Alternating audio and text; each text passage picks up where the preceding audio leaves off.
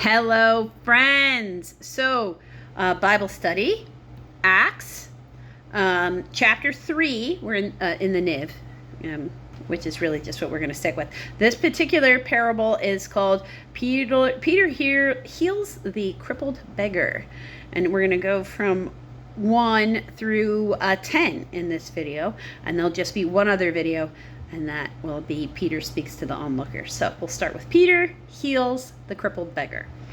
One day, Peter and John were going up to the temple at the time of prayer at 3 in the afternoon.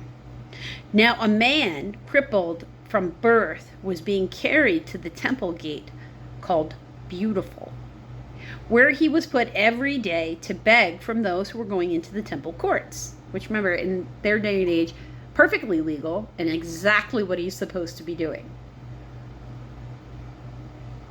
This is just an accepted part of their society because there's the acknowledgement that this person will never actually be able to work because he can't walk. When Peter and John, so that's verse 3. When he saw Peter and John about to enter, he asked for them for money. Peter looked straight at him, as did John. Then Peter said, "Look at us." So the man gave them his attention, expecting to get something from them, because you have to imagine he's out there and he's begging, and he begs from them, but then there's somebody else walking by, so he diverts his attention over there because these people haven't responded, and that's what he has to do. He's got to make eye contact with the people, or they're unlikely to give him money, because people tend to overlook those who are begging. These are people who in society in general, even in today, are often overlooked. So Peter is commanding him to give them, to divert their attention back to these particular apostles. So he's commanding the guy, look at them. So the guy gives him his attention because he expects to get something from them. Then Peter said, "Silver or gold I do not have, but what I have I can give you. In the name of Jesus Christ of Nazareth, walk." Taking him by the right hand, he helped him up, and instantly the man's feet and ankles became strong. He jumped to his feet and began to walk.